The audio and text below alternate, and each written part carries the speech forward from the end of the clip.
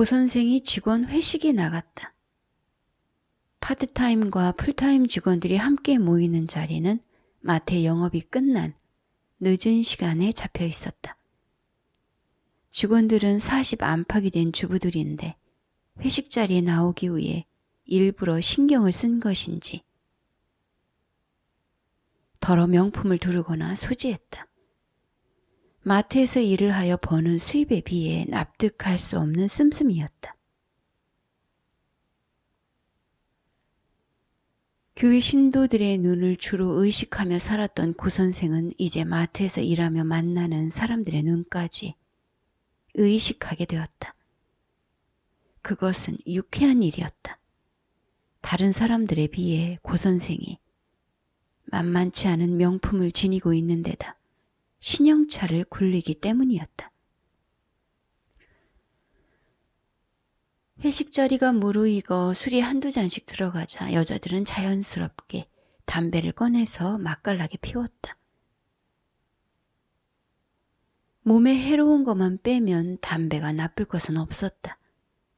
담배를 피우지 않는 고 선생이 멀거니 앉아있을 때 여러 여자들이 손가락 사이에 담배를 끼우고 담소를 즐겼다. 앞에 앉은 여자가 고 선생에게 담배를 권했다. 담배는 사양했지만 상대가 권하는 술을 고 선생은 조금 받아 마셨다. 교회에서 집사를 맡고 있는 고 선생은 대놓고 술, 담배를 만끽할 수 없었다. 속박없이 사는 그들이 부러웠다. 고 선생의 옆자리에 앉아있는 박스님은 펜시코너 김주임과 만나는 사이였다. 박수님은 올해 40이고 김주임은 28이었다. 둘은 띠동갑이었다.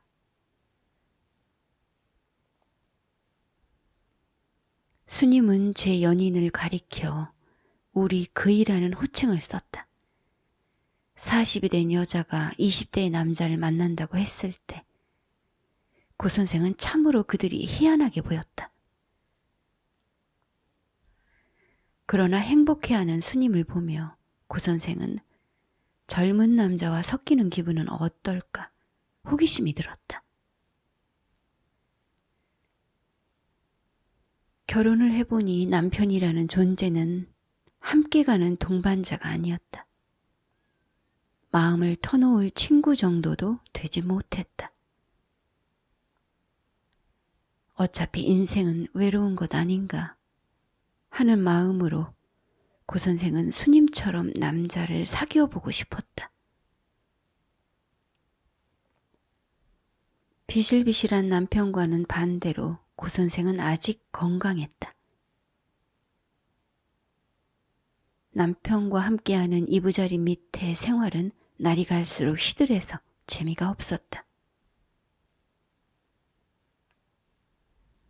문득 고 선생의 머릿속에 친정 오빠가 떠올랐다. 고 선생이 구원장을 만나기 전 친정 오빠는 제 친구를 고 선생에게 소개시켜줬었다. 당장만 생각하지 말고 사람의 됨됨이를 보고 결혼을 정해야 된다고 친정 오빠가 충고했었다.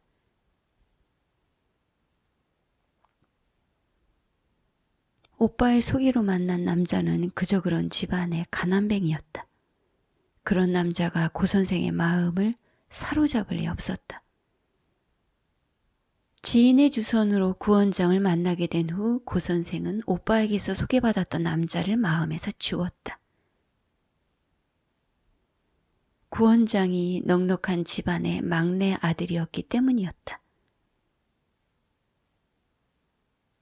구원장의 부모는 공장을 경영하는 사업주인데다 적잖은 땅과 건물을 소유한 부자였다.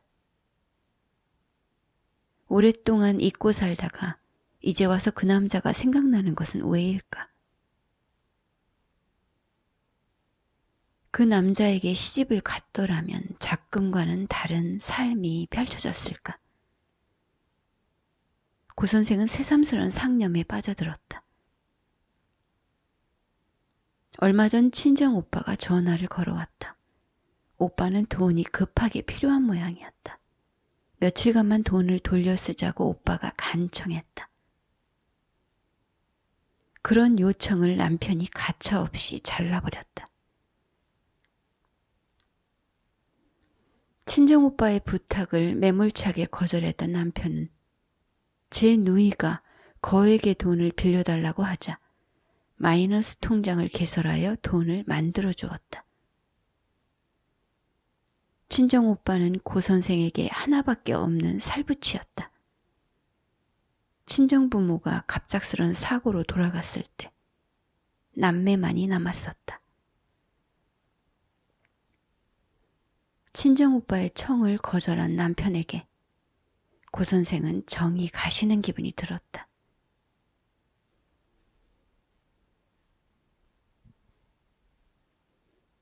마음 씀씀이도 옹졸한 데다 얼굴도 못생긴 남편이 다가올 때 고 선생은 잠자리마저 피하고 싶은 마음이 자주 일어났다.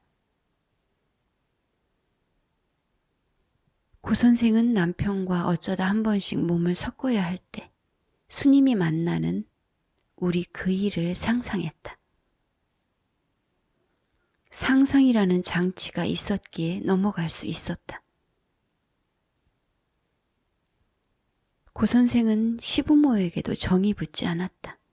시부모와 함께 산 지 10여 년이 되었는데도 그들에게 마음이 가지 않았다.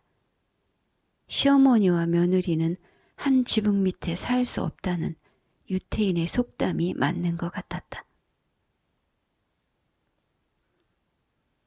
시부모와 큰 소리를 내며 불안하게 지내지는 않았지만 시부모가 있는 집에 귀가할 때마다 내 집으로 들어간다는 안락한 마음이 들지 않았다.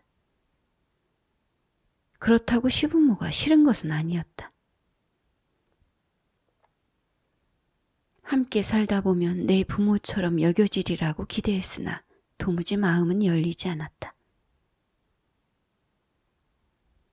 고 선생은 시부모와 어우러져 살아가되 독립된 삶을 꾸려가고 싶었다.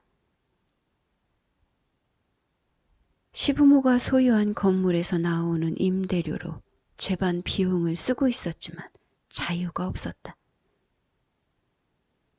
자유를 대놓고 억압당한 적이 없는데도 고 선생은 시부모가 있는 집이 불편했다. 고 선생은 아는 이들과 밖으로 나돌며 시간을 보내고 있었다. 마트의 계산원으로 일하고부터 고 선생은 마트에서 장을 보지 않았다. 대신 백화점에 갔다. 고 선생은 스님과 함께 백화점에 가서 포도주를 샀다. 얼마 있으면 성탄절이 올 것이었다. 그때쯤 혼자 사는 스님의 집에 가서 포도주를 마시고 싶었다. 예수가 피를 흘려 죄를 씻어주는 김에 공허한 고 선생의 삶에서 허전함까지 걷어가 주기를 바라며 포도주를 음미하고 싶었다. 술 한 병을 사서 스님에게 안긴 후 고 선생은 여성복 매장을 둘러보았다. 42,000원이라고 붙어있는 스커트의 택을 가까이 들여다보니 웬걸 42만 원이었다. 그러면 그렇지 42,000원일 리가 없었다. 42만 원이면 시간제 일을 나가서 한 달 버는 수입의 절반이 넘는 돈이었다.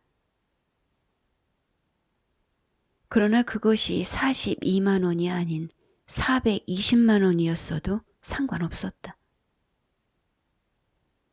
몇 달째 월급을 모조리 때려 넣어야 살 수 있는 금액의 물건이었어도 기꺼이 선택했을 것이었다.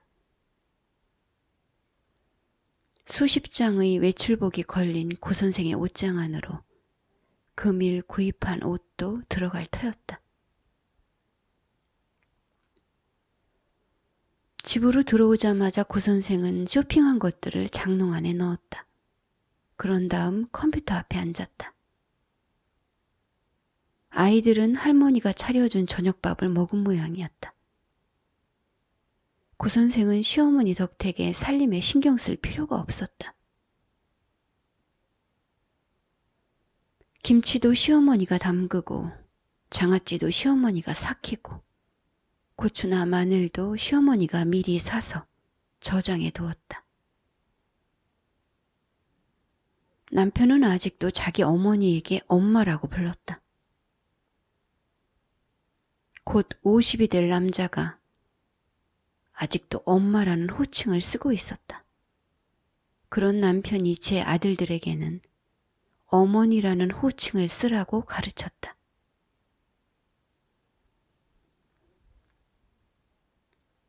아침에 밥을 먹고 학교 가기도 바쁜 아이들을 붙잡아 앉혀놓고 남편은 밥상머리 교육을 했다.